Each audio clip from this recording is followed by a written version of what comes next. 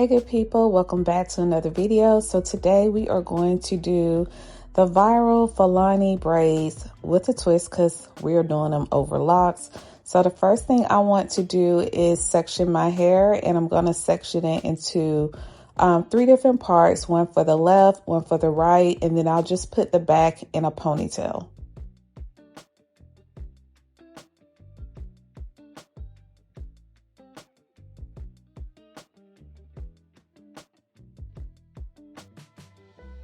So now I'm going to go through and wet the area with water and also some of my locking gel to see if I can clean up my parts a little bit. One thing I like to do when I'm doing a style where I may be reparting my hair is to have my roots grow out a little bit. So that way, if I need to move some hair along, it's not as traumatic. That hair has not actually locked in yet, so it's a little bit easier to move it to where it needs to be.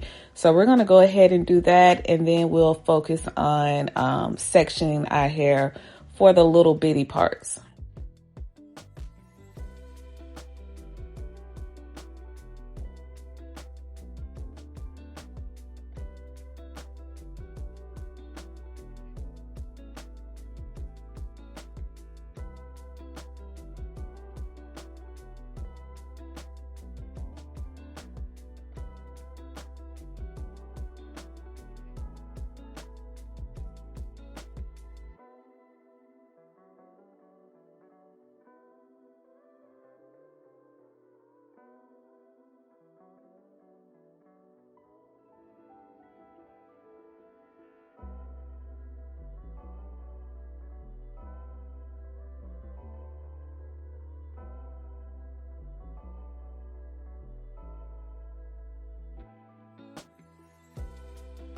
Okay, so now we'll focus on the individual parts, and I don't have like the perfect grid pattern, so it's a little bit tricky for me. So I have to go through ahead of time and make sure I have like equal parts to make sure it comes out looking somewhat symmetrical.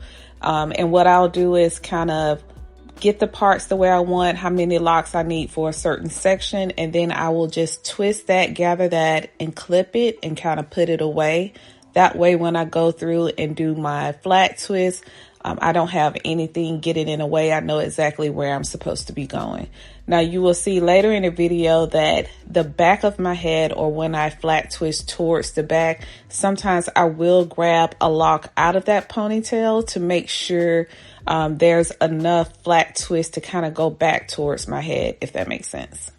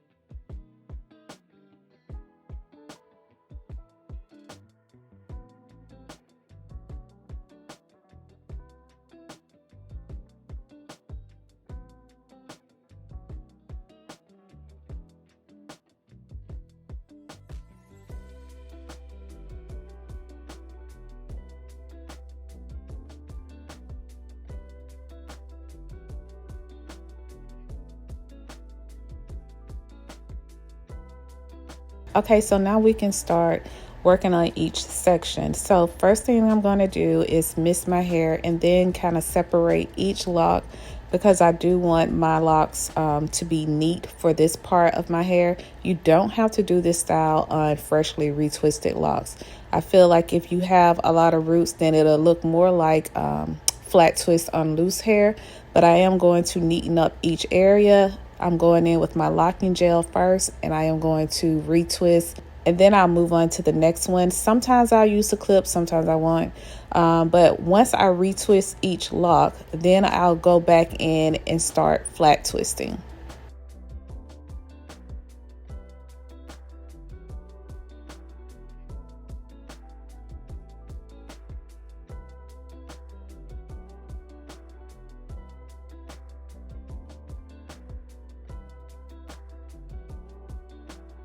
Again, I'm going to go in, put some gel, and retwist this area.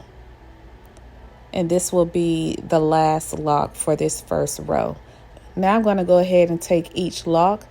If I'm retwisting my locks to the right, I want to make sure I start off twisting to the right, because if I go in the opposite direction, I'm going to untwist my retwist. So that's why you'll see me going over each lock for a flat twist instead of going up for the flat twist. So I'm just crossing one twist over the other, and then once I get to the end, I'll start two-strand twisting or rope twisting. And here I'm using the Cantu mousse just to make sure that the twisted locks are very soft when they dry, and it helps set the style. Now I should at the end tie the ends with a rubber band, but instead you'll see me clip the root and clip the end of the lock. But honestly, I should have just went ahead and capped it with the rubber band, but you'll see me go back later on and do that.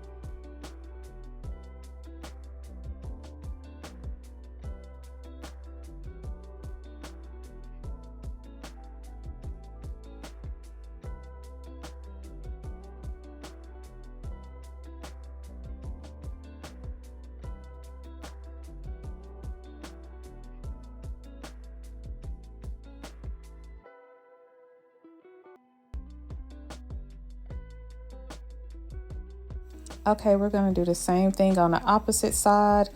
You'll see me flip my hair over probably and count the rows because I'm trying to keep it as symmetrical as possible. However, my locks by grid pattern, they are not equal. So I'm kind of having to fudge a little bit. Anywho, I will speed this part up as I'm doing the exact same thing on this side.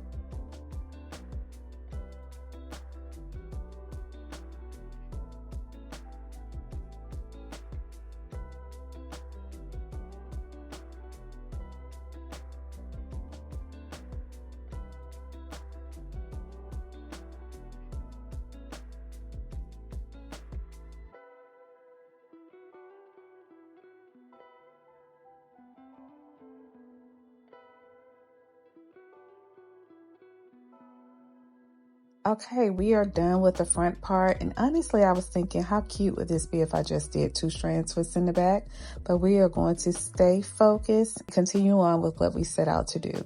I am going to part my hair in 2 sections and do 2 big plaits going down, and I will loop them around each other, kind of tuck them inside of each other, and then sew that down.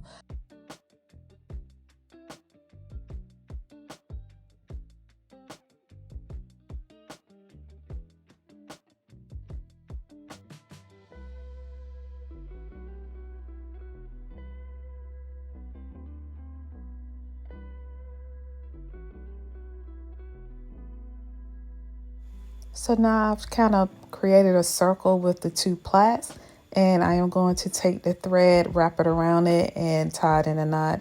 And after that, I'm just going to continue to go in and out of that plait to make sure it is sewn down flat to my head. After I finish one plait, I'll tie a knot, and then I will start on the second plait. And that's pretty much it. If I can go back and redo it, I would have moved the plait a little closer, not a little, much closer to where the flat twist stop, so that I don't have so much space in between that and the crochet hair. I ended up having to put crochet hair where the flat twists were, just so there wasn't like a huge gap or hole dividing the front and the back of my hair.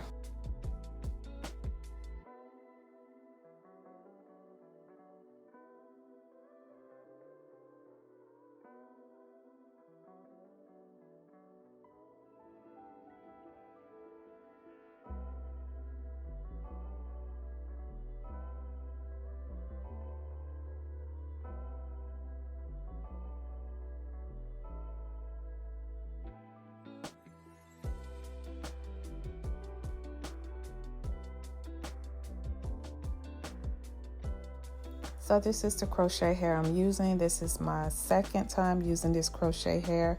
I'm gonna start at the nape of my neck, and after that I'll just move along the sides of my hair. I ended up using, I think, a total of 3 packs of hair.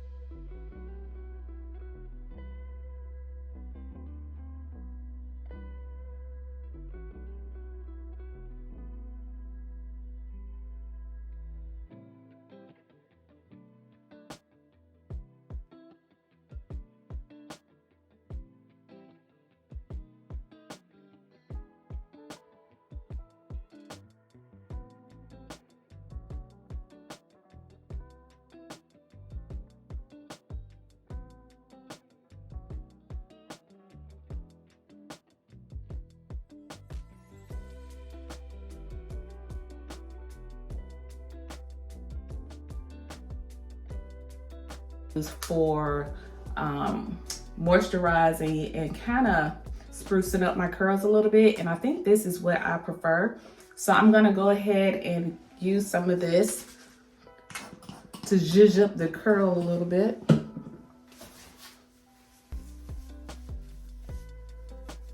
The only thing I did not like about this stuff is sometimes it gets a little sticky, mainly on my hands. The hair remains soft for the most part, But I do like the way it smells, and I feel like it makes the curls pop better. And see if any hair needs to be cut, because wherever I did crochet and let's just say it got a little tangled, it is more prone to shed more. So yeah, this is how it's looking. And I can tell that I put more hair on this side than I did this side. But I wasn't about to go back to the hair store and get more hair. So this is how it's looking in the back. I really did not cut anything. I used 12 inches all the way around,